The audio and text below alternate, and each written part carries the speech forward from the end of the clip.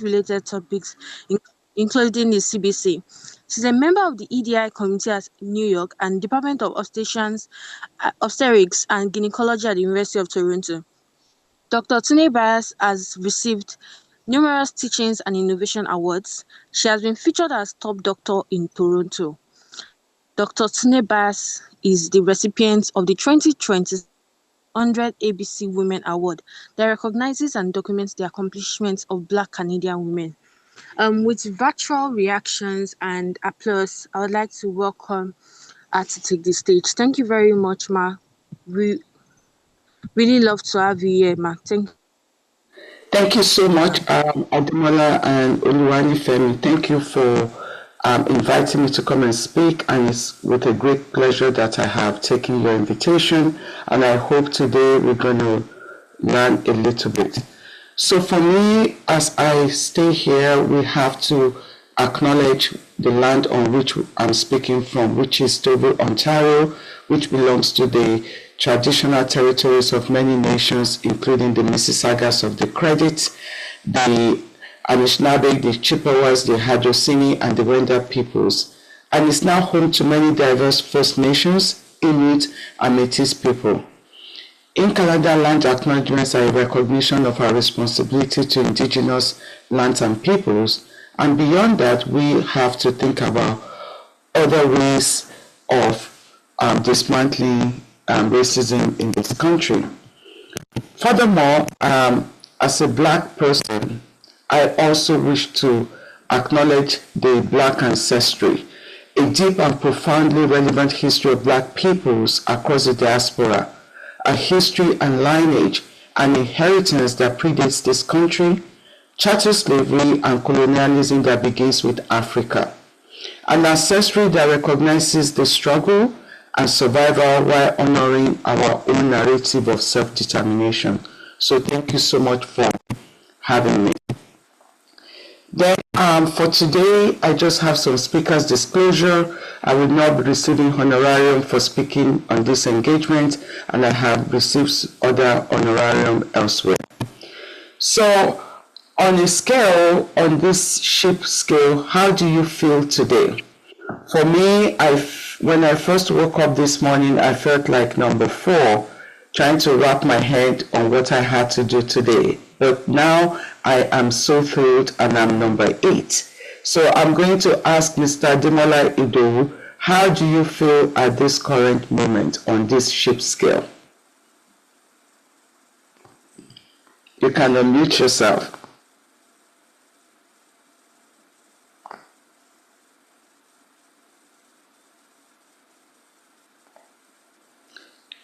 Maybe Oluwanifemi, you can answer that. How do you feel on this ship scale today? Yes, good evening, Ma. I feel quite excited. So which one are you, number 5 or 6 or 9? I don't think I'm at number 9 yet. Maybe number 4, Ma. Okay. Oh, wow. That's thank you so much for saying that. So today, we want to talk about the objectives, and law and medicine are viewed as separate disciplines. Yet in reality, both professions meet daily at the most vulnerable moments of human existence, whether it's at birth, illness, health, reproduction, and even in death. Our culture, religion, myths, tradition, and social expectations strongly influence how people understand illness, treatment, and even the meaning of life. We will achieve these objectives by going through 2 cases today. And I just want to make sure that those cases are going to be relatable. And why do we even need to think about this? That's because while culture is integral to our existence and success, we must also be cognizant of various places where we live. You can get away with some things in one culture and be seen as barbaric in another. So today we're going to be looking at why is this so important? Because there's increased multiculturalism, there's also global migration from one country to the other. There's also cross-border medical practice, which leads to human rights concerns, and also the ethical complexity that we see in healthcare. And as physicians or lawyers, we have duties to report. When I spoke about some things are barbaric in one culture and accepted in another culture, if you remember, when I was growing up, when it's Christmas, as children, we run after chicken and cockerel, which has been nurtured for a year, because that becomes our Christmas food. We kill it, it's killed in front of everybody, we put them in hot water, remove all the feathers, dissect them in segments that will not harm your teeth. However, we were taught that dissection very early in life. But if you do that in a Western culture, you'll be accused of eating your pet. So ladies and gentlemen, let's look at some of the things that we do that are different in one culture or the other. So let's think about the shared ways of life and also encompassing our accumulated knowledge, beliefs, arts, morals, and customs. Let's look at the symbolic definition of culture, which is the use of language and arts and science to convey cultural meanings. These also have some behaviors, which are the traditions, the values that are inherited, rather than things that we are born with, which are biologically innate. Overarching, we have philosophies and lenses to society. Um, Society actually defines the culture. So that's extremely important. Then let's define what people call myths. Myths are foundational. They're symbolic. They're narratives of a culture that tells itself or to explain to the universe the human origins and fundamental societal values. They are often used to define something false, but in academics, myths represent something deep, foundational truth about a society's belief and system. Myth also has key components which are sometimes explanatory psychologically, which makes us to justify the moral codes and provides a pattern of behavior for people to follow. It also has a component of psychology, which helps people understand in the world and mediates life in a contradiction. For example, it helps us to believe life and death and also doing good versus doing evil. So, but for today, I want us to look at some cases because this becomes a thing that is relatable. So let's take the first case of Munisola, an 8-year-old girl born in Nigeria but emigrated to the UK at the age of 6. Both parents hail from Western Nigeria. She's the love of her grandparents who still reside in the village in Western Nigeria. So during the school year, Munisola went home with her mother to visit the grandparents. While she was there, she was subjected to female genital mutilation called FGM or female circumcision. Her mother has had the same when she was younger. She was brought back to the UK by her mother. Her teacher was curious. Why was she gone for so long? Why did she go during the school year? But Monisola's mother told the teacher she had to go visit the ailing parents, and they believed the story. A year later, Monisola started having recurrent bladder infection. She could not void in a straight stream, so when she's in the toilet, the stream of her urine scatters all over the place.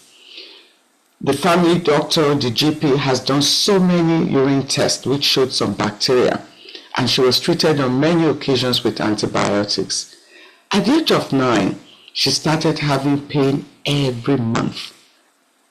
And the family doctor did an ultrasound, and there was blood retained in her uterus, which is the womb. So the doctor decided to look down there. and he was mortified by what he saw. The whole anatomy down there looked distorted. So she asked the girl, what happened to you?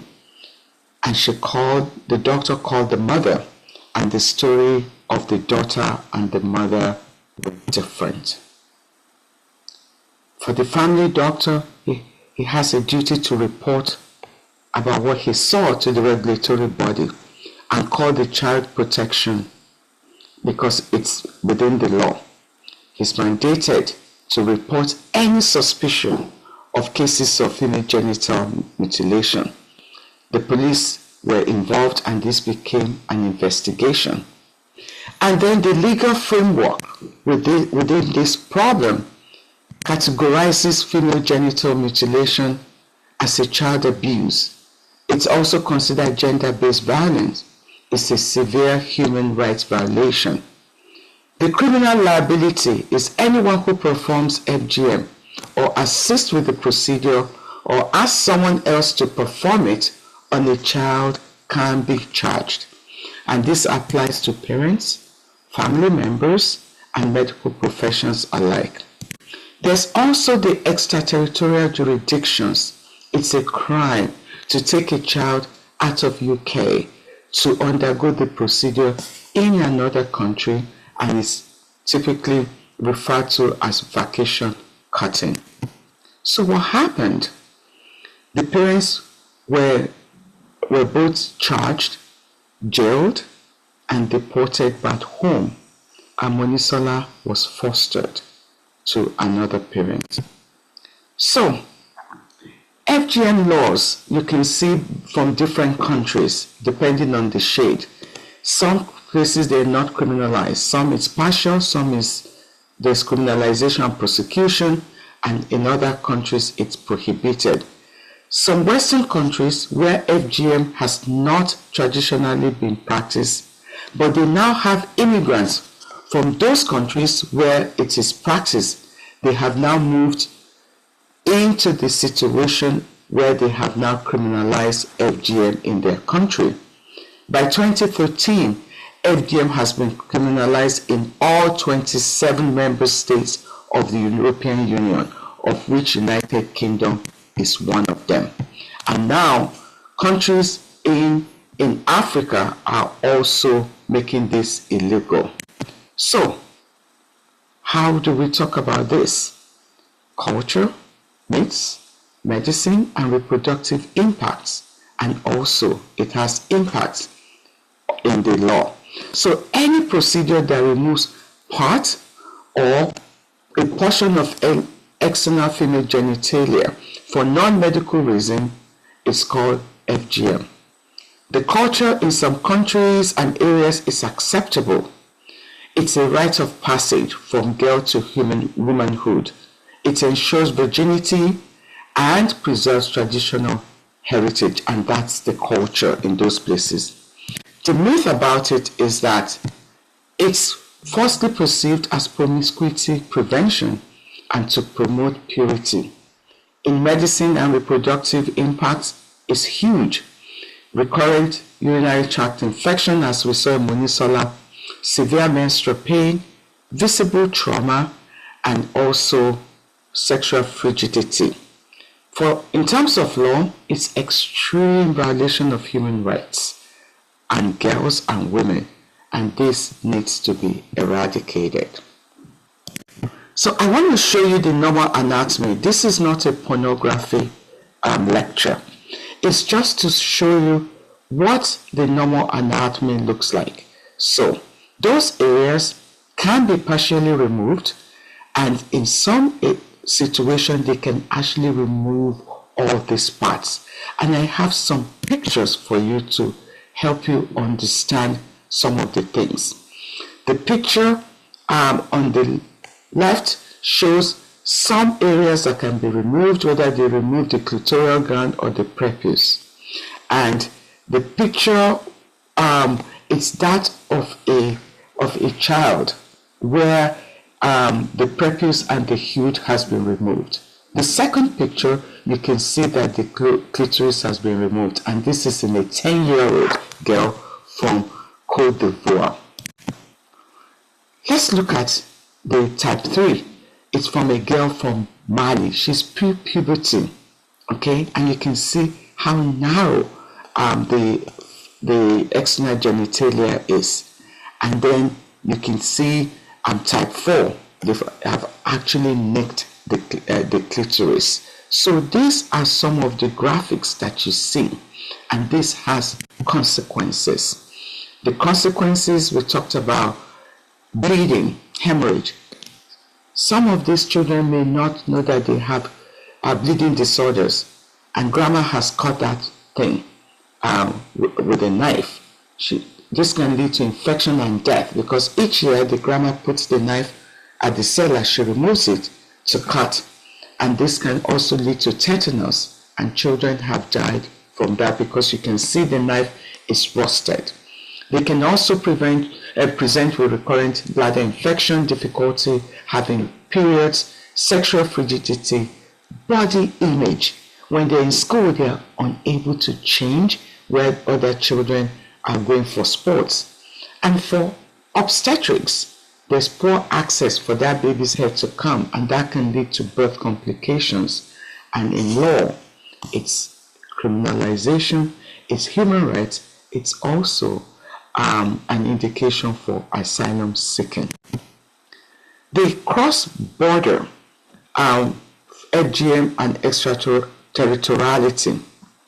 In European Union, legislations have applied the legal principles of extraterritoriality to prosecute the practice of FGM when it's committed outside of a member state's territory for any girl living in the UK or the EU. And they have also prosecuted their parents when they take them on holiday or taking them for this so-called rite of passage. It's usually suspected when they plan trips, it's within the school year, or those kids fail to return to school in a timely fashion. Some of the children come back to talk about the grand occasion, the coming of age, or they're very shy, they avoid being examined, and also they can have this frequent bladder infection that I talked about. Who decides what happens to the human body? Is it the patient, the family, is it the religion, the culture, or even the physicians or the courts and the states? And this is what we're going to be talking about in our question and answer period. I'm going to move to the second case, which is that of the Niger doctor. It's Dr. Molewa, a Nigerian doctor who emigrated to remote Canada. He's happily married with 2 children. He was working like me as an OB/GYN. He was ever so jovial and friendly around the nurses. He always invited a few of them for drinks. But he fancied a particular nurse who felt uncomfortable around him. She avoided his eye contact and winks. During surgery, he often brushed himself against her. As you know, when you're doing surgery, you're so close. So sometimes he would brush his hand across her chest and even around her buttocks. He invited her for a drink and a meal. He settled the bill, which is not uncommon when we take people out in our culture. At the end of the meal, he brought her so close to himself, he tried to kiss her on the lips and held her so close. She resisted, pushed him away, and walked away. The next day, the nurse did not show up for work and took a sick leave for a week. Whilst Dr. Muller was on duty, the police came to his house to invite him to their office. His wife was worried.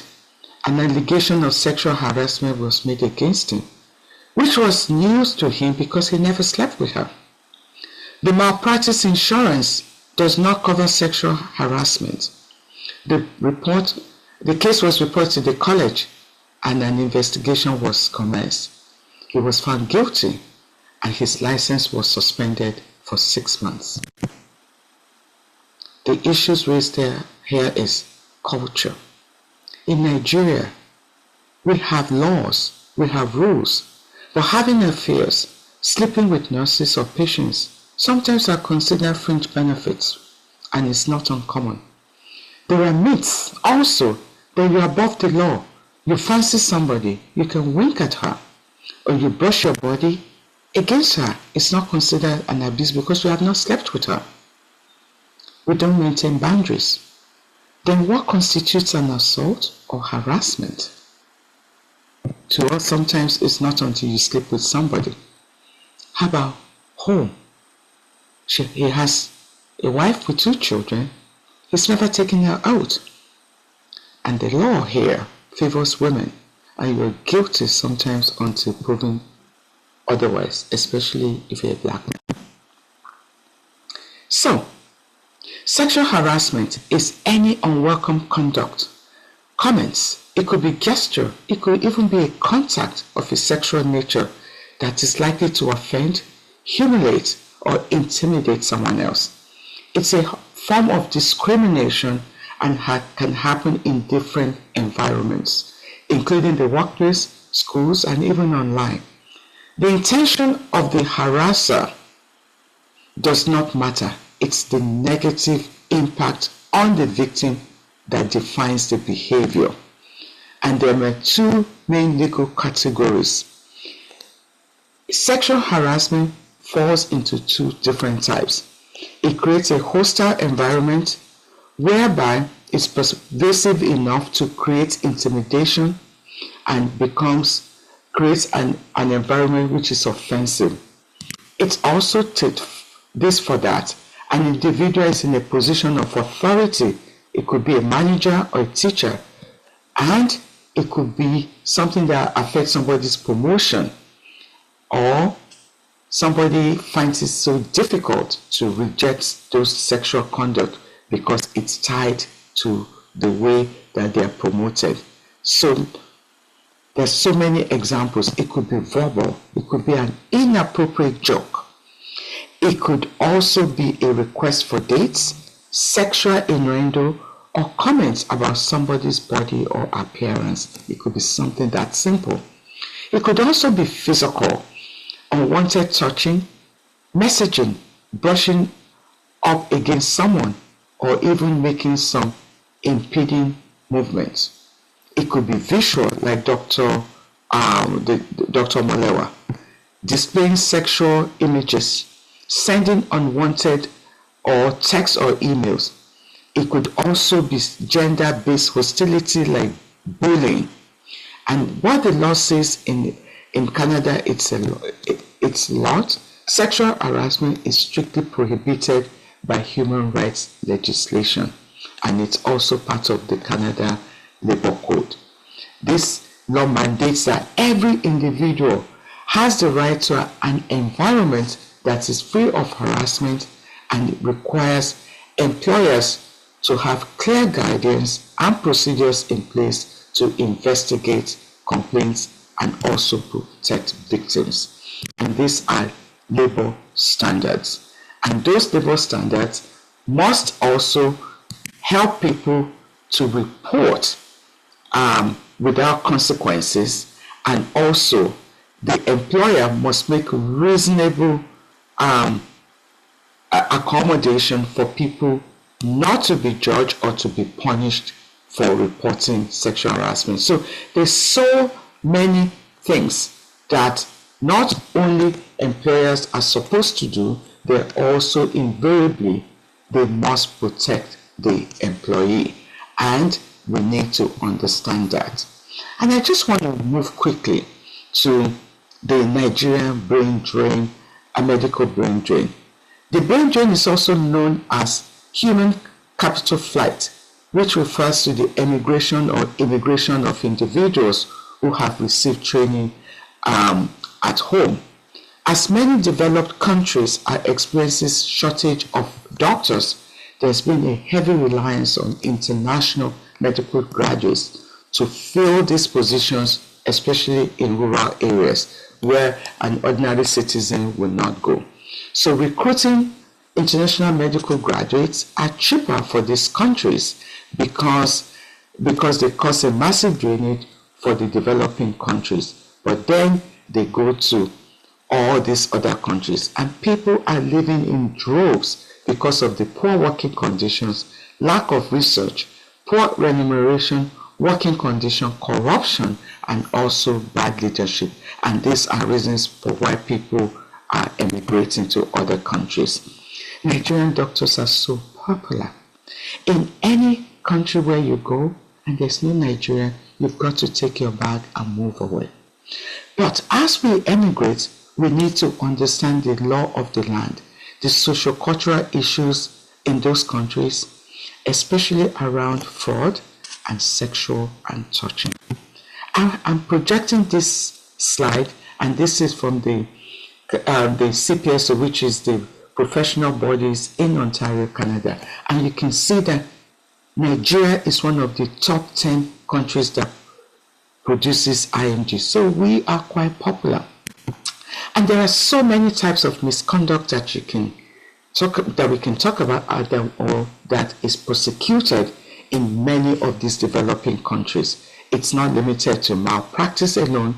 It could be substance abuse, billing fraud, sexual misconduct, insurance fraud, unnecessary opioid prescription, or even trafficking.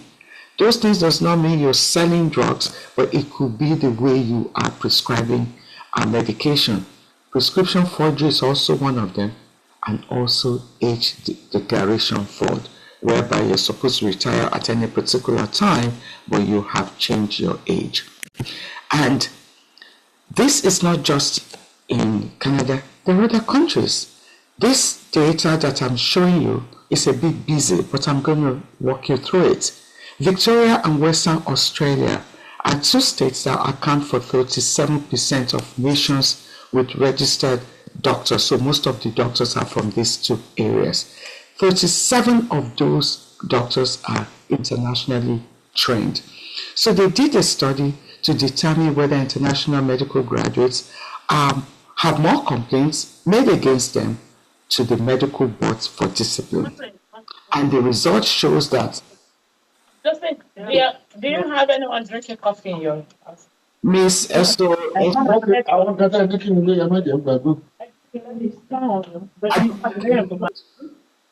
Okay, so what they found is that the odds of complaints is higher if you're an internationally trained medical graduate.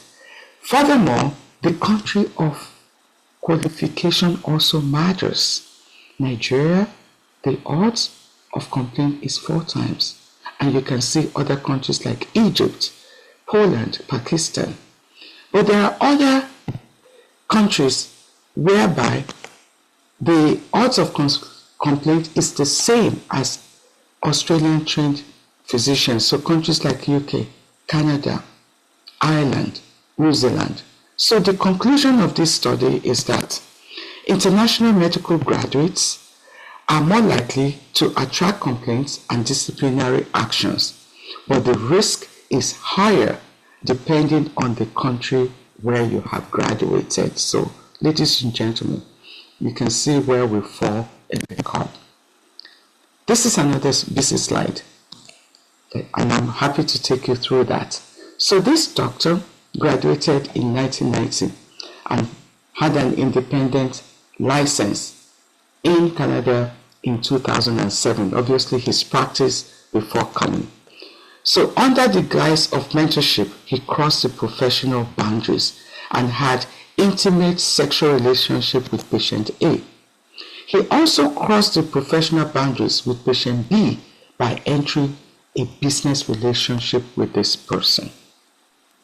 Okay, patient A was proven to be vulnerable due to life circumstances and mental issues, and patient B due to his age, and the doctor was told he actually took advantage of patient B, and there was a power balance between the doctor and these two people. It's the physician's responsibility to maintain boundaries. So this doctor was found guilty and he was sentenced. His license was revoked to protect the public and also to serve as a general deterrent to other people.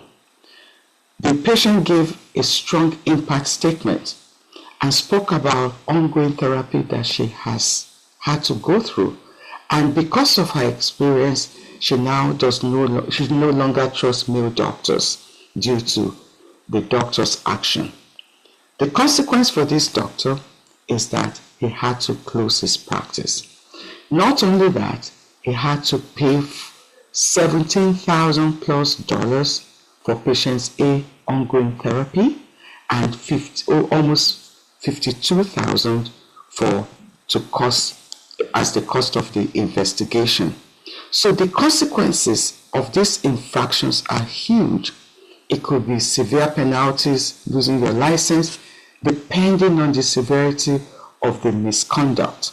It could also lead to financial losses, income, paying for the investigation, cost to the patient for rehabilitation, and also psychological and mental stress for the family. And some families, this could lead to their breakup.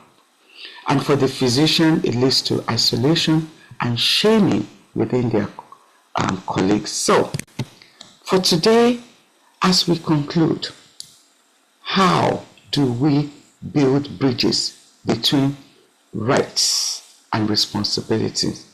How do we build bridges between culture, respect, and patient protection?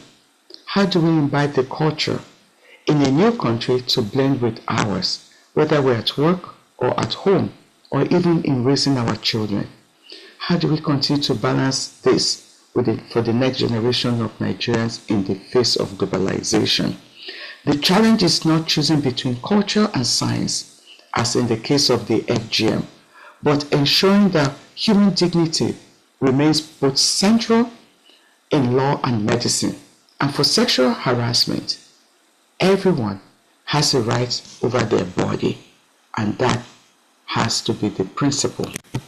As we continue to emigrate, we need to have this educational awareness, the cultural competency versus humility of a new country. Learn the law of the land. Educate yourself about boundary settings, especially either you're a lawyer or you're a physician, and you must have respect for the home and also the country where you have emigrated from. I'm happy to open this for discussion, and thank you so much for listening, and I'm happy to stop sharing so that we can have a robust discussion. Thank you.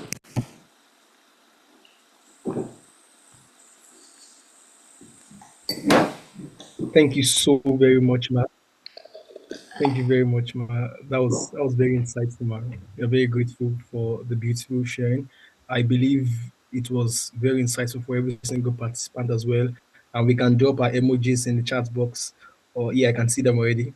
Thank you so much, Ma. Thank you so much, everyone.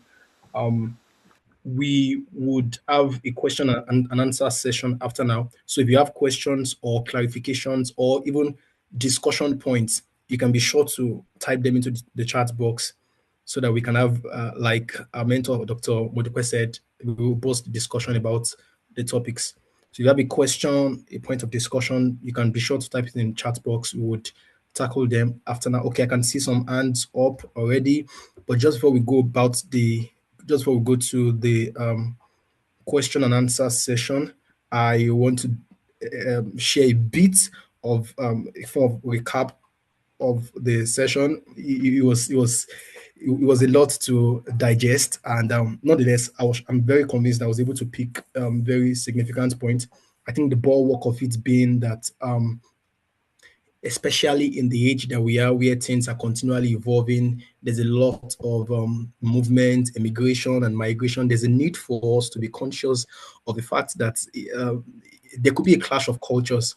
And like he said, when one lives in Rome, one ought to behave like a Roman.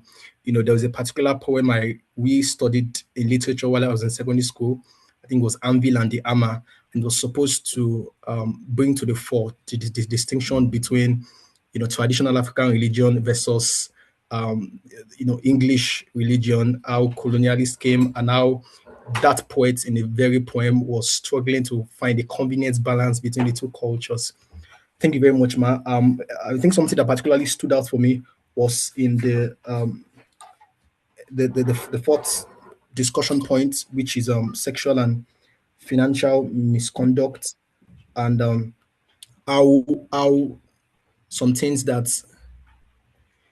some things that that the person goes as person goes. It is important that they naturally and intentionally internalize some details in their profession, because if those things are not internalized at the beginning, at the foundation in school, they could ruin a person's career. Look at the story, particularly about the man who got his license revoked because of the extra professional relationship with a patient. And I think I also really appreciate the way our mentor shaped these conversations around stories. It really drove home the point. We are able to relate to each and every part of this story. Thank you so much, man. Thank you very much, man. Also, the point on sexual harassment. Um, you made a very cogent point, and that stood out for me, that it's not about the intention of the defendant or the accused. It's not about what you wanted to do. It's about the impact on the patient. And this is very practical. In fact, in law, we say ignorance of the law is no defense. Very, very valid. And so when the welfare is viewed from the perspective of the victim or the person who suffered the harm, I think that way we can better protect the rights of people, protect how things are done, and not just how people will not just walk around and do things in the way they deem, regardless of how much such actions impact people. So, I would love us to move to the discussions now. Thank you very much, Ma. That was very insightful. I have 2 pages, 1.5 pages full of jottings here, and I was just trying to pick, but I believe some of them will also come up while we discuss. So I have a hand raised, and I would love to have Mr. Leke B. If you can hear me, you can unmute and speak, sir. Okay, thank you very much. I can clearly hear you. I hope you can hear me. So, to the speaker, thank you very much for a very excellent storytelling experience, which is the place I've been to for about 3 decades. I just want to, if you want to expatiate or talk a little bit about profession and religion beliefs, especially for people coming from Nigeria to this country, wanting to practice their religion the way it should be, like fasting on duty or skipping work during festivities and falling foul of the law here. Your comments and contribution. Thank you. Okay, thank you so much for that question. I think maybe I can reframe it in a slightly different way. There's nothing bad in any religion, because religion shapes faith and also makes everybody to be grounded.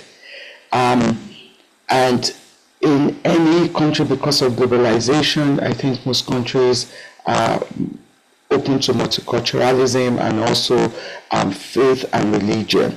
So things like fasting and, it's not a crime at all, because that is part of it, that's your religion. Whether a patient fasts or not, as long as it's not impacting their health. I'm an OBGYN, and I do have patients who are pregnant and they want to fast. And I encourage them, yes, if you don't want to hold the fast after you've had your babies and all that, yes, you can fast as long as it's considered safe and you remain hydrated and all that.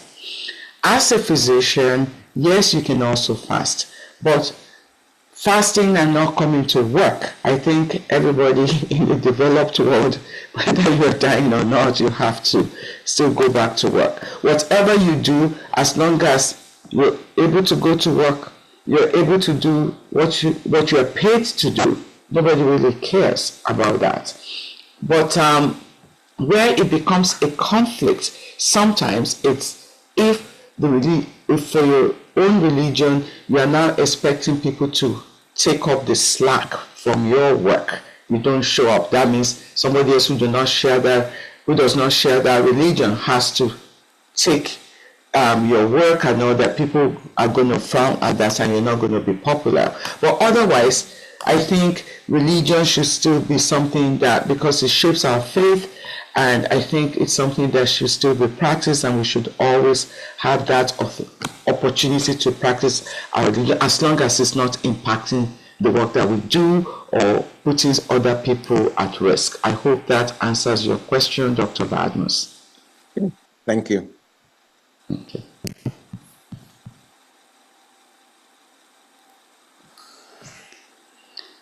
Are there other questions? I'm not sure if there's anything in the chat I can. We can drop our questions in the chat box, please, if there are any more questions or point of discussions. I'm trying to read the chat box now, and okay, 5 new messages. Okay, I think there's a question here, and I'll read that now. Very informative. Thank you so much. I've learned so much. My question is, how do we bring more awareness and education to the issue of FGM in Nigeria? How do we bring more awareness to the issue of education? Bring more awareness and education to the issue of FGM in Nigeria. So, it's not just in Nigeria, there's FGM in many countries in Africa. And if you think about globalization in the last 20 years, I think there are lots of countries, even in Africa, whereby FGM is now being condemned. I think the important thing is education, also for people to understand, because without education and raising awareness, I think it would be hard to criminalize or use the law as a weapon. But where it has not worked, despite education and awareness, then you have to bring the law into it. And I think there's a lot of education that's ongoing, but it just may not be reaching the people that really need it, and also letting people know that it's just, and the myth around it, it's important for people to understand, because when you cut all that area, especially the clitoris, a lot of girls do have problems when they get married, and that was what I refer to as sexual frigidity. And then encouraging people to speak up, because like I said, it's a tradition, and the grandma has the knife in the attic where they bring it out and all these things happen, and people should report it as well. They should be encouraged to report it. So education could be in terms of going into places. We have obas, we have kings, we have newspapers, we have news channels, we have local markets, we have all these areas where people go to continue to educate and use stories to ensure that people understand why FGM is a problem and why it's been eradicated. It's not going to be 100% because it takes time to do that. So but you can't stop. So I think there's so many avenues and channels whereby this information can actually be used and leveraged to people's understanding of what it is and why it should not be done. I have shared some pictures, but there are some pictures that are even worse than that. And these are areas of storytelling that resonates with people rather than, telling them about what they cannot visualize. Thank you very much, Ma. I think we have a few more questions. Thank you very much.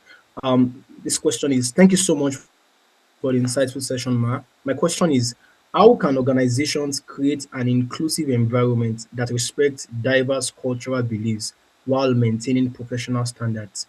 How can organizations create an inclusive environment that respects diverse cultural beliefs while maintaining professional standards?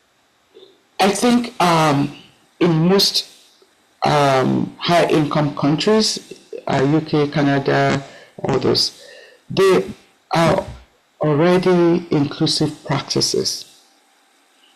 There are inclusive practices. For example, you can practice your religion, right? You can take time off around those things, right? At the same time, there are some things that are foreign to those countries, right? And there has to be a line drawn about what are your cultural beliefs and what are the things around professional standards.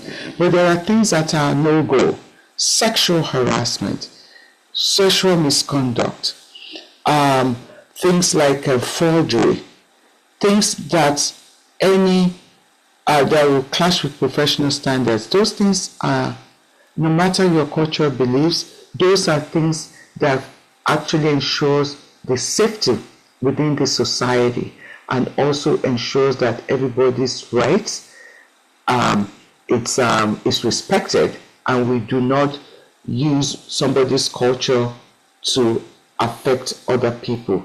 For example, like I made the example is, in some cultures every morning, like growing up in Nigeria, which is fine. When we're praying with the churches, there's bells everywhere. The example of one street, as you're waking up, the cock is crowing, the cock wakes you up, then the bells in the church, and then the mosque.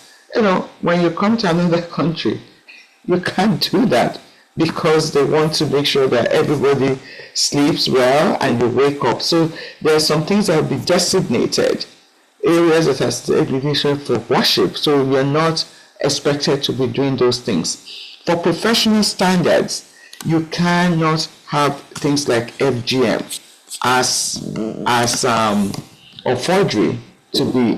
It's not going to work. So you need to understand the culture in the country where you're going to and align within that culture. And I think this is the whole point of our session today.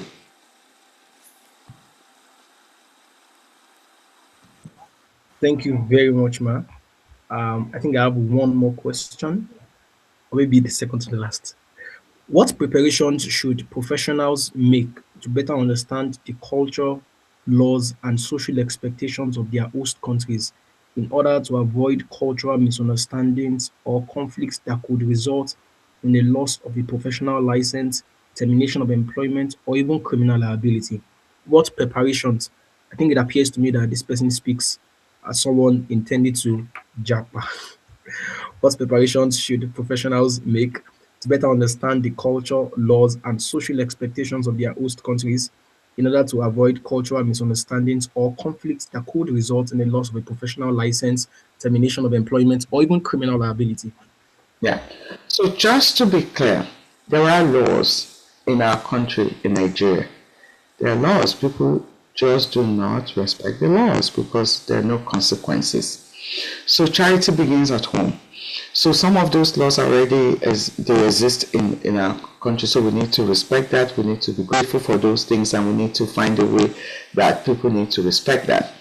Before you come to any country, you're going to pay attention. The same attention you pay in trying to get your tickets and trying to pass the exam is what you need to do in those situations. And sometimes it comes down to training and understanding the law of the land.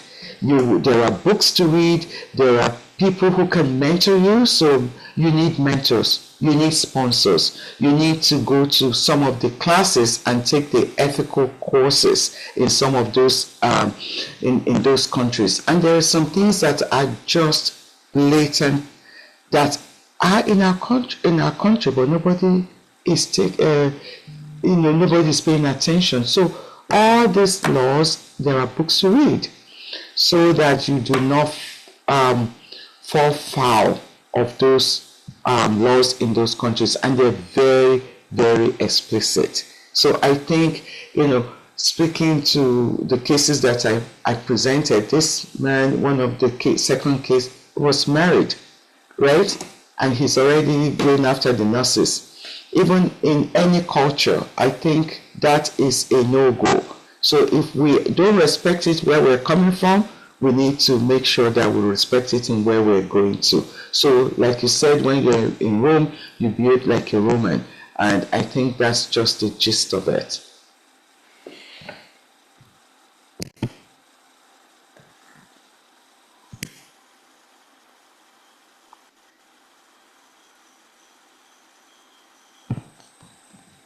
Thank you so much, Ma. Thank you very much, Ma. I think, okay, this will be the very last question. This will be the very last question, Ma.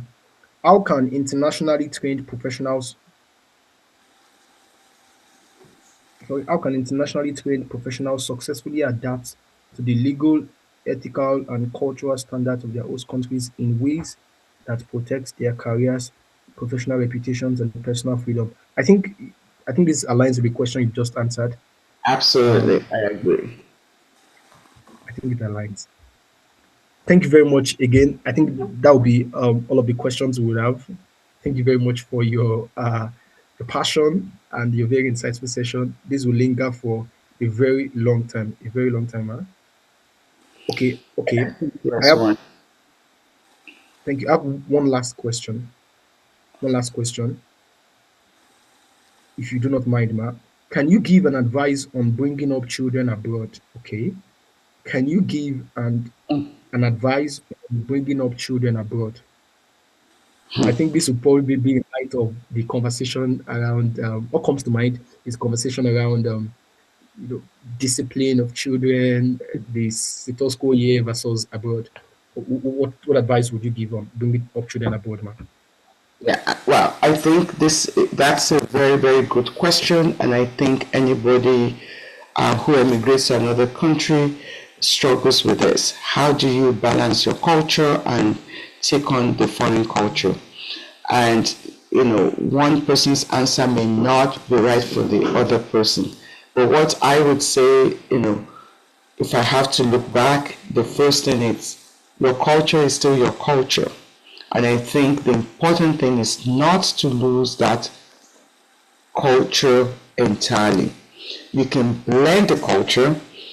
The important thing, your language. You've got to ensure that your children can speak that language, whatever it is.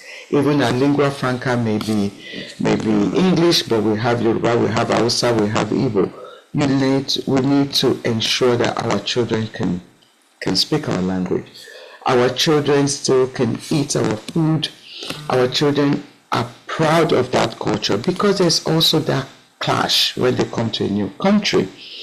So one of the things that I see in other cultures that we might have lost in our culture is the language, the food, and everything. And I can see the importance of that. For example, you want to discipline your child outside. And if you're speaking English and say, I will slap you, the next person to you will look at you that, oh my God, you're abusing the child. But if you say to the child, Mara, for it's a deal, right? The child understands that, right? And you're not going to do that, but that child understands what that means. So that's where culture becomes important. Then the other thing is, corporal punishment, okay? It's not something that you will see here. So slapping your child, beating the child, you would not see it there. So for our children, when you bring them, because there are so many struggles, struggle to belong for the parents, struggle to start working, struggle to do the exam, and then having time to raise the children. So we have to continue to talk to our children so that they can understand those struggles. Also, imbibe some of the culture into them and explain why things are done one way or the other. So you've got to talk to the children from the day they were born, so that you can spare them the rod, or if you need the rod, you want to make sure it's not a corporal punishment. So you have to ensure that they understand what you're saying and why you're saying those things. So it's not uncommon that you find people to say, oh, this child is she's English, she's this, they're not going to understand this thing. I can't do this, I can't talk to them. No, we have to talk to our children. We have to continue to imbibe the culture. The cultures that we struggle with at home, you may have to modify that and drop some of those cultures. So bringing children up, it's not going to be perfect because there's no grandmother, there's no auntie, there's no Mama Nuru, who is next door neighbor to you. So you are the only one talking to this child. That means you're going to be talking many, many times for them. You do not give up. You ensure that whatever they're doing is safe, but you want to make sure that you engage them in the conversation very early. But language, food, indigenous ways are very important, and we need to ensure that we do not lose it. And I think that's, if I reflect, that is one thing I think it's, if I could do it again, I will. Thank you very much, Ma. Thank you very much, Dr. Modupe Bias. This has been a very beautiful session. If we had paid thousands of naira to be in this session, it was more than worth it. Thank you so much for your sacrifice, for your passion, and for impacting us today. I'm pray that the Almighty God will continue to bless you and uplift you as well in the name of Jesus. Thank you so much, man. Thank you so much, and Um, thank you for starting on time too. Thank you, man. We have now come to the end of the mentorship session for today. I believe there's a whole lot to unpack, and we can always consult our jottings and writings after now to relieve the lessons we have picked up today. I would now invite my co-host. It's been a tumultuous day in terms of network for her. I think it's raining where she is, so she's been continually disconnected, then joining again. I want to believe she's on call. Oh, Luani Femi, please, could you unmute and speak to us? So she'll be taking the announcement, and then would that be closing remarks as we round up the No. session for today? Luani Femi, are you on the call? Okay. I think she's still having network glitches. So I'll just take the announcement. Thank you very much, everyone, for joining this session. Thank you so much for staying with us, and we believe it's been very insightful for you as well. This is an invitation for you to join the JB Law Life and Compass. If you're ready to build a solid foundation for a successful career, this is an open call to join our mentorship platform and gain invaluable insight from seasoned professionals in law, medicine, finance, human resources, and even more. The right mentorship, you can achieve excellence not just in your legal career, but also in every area of life. Don't miss this opportunity to learn, to grow, and to connect. Guess what? You're not paying a dime to enjoy all of these mentorship benefits. It's free of charge. All you have to pay is joining the group. You can follow us on LinkedIn. You can follow us on IG as well. JBLLC, JB Law Life Compass. I would now invite Mr. Bayomi Ashiwaju to take the closing remarks. All right, thank you very much, Ido. Amazing job so far. I saw what you were trying to do with you don't have to pay anything, you just have to pay. I mean, you could have just said attention, and that would work as well. Thank you very much for that beautiful hosting. And then most importantly, I would like to appreciate our mentor for today, Dr. Modupe Tunde Bias, for that wonderful session, navigating myth, culture, and science in professional spaces.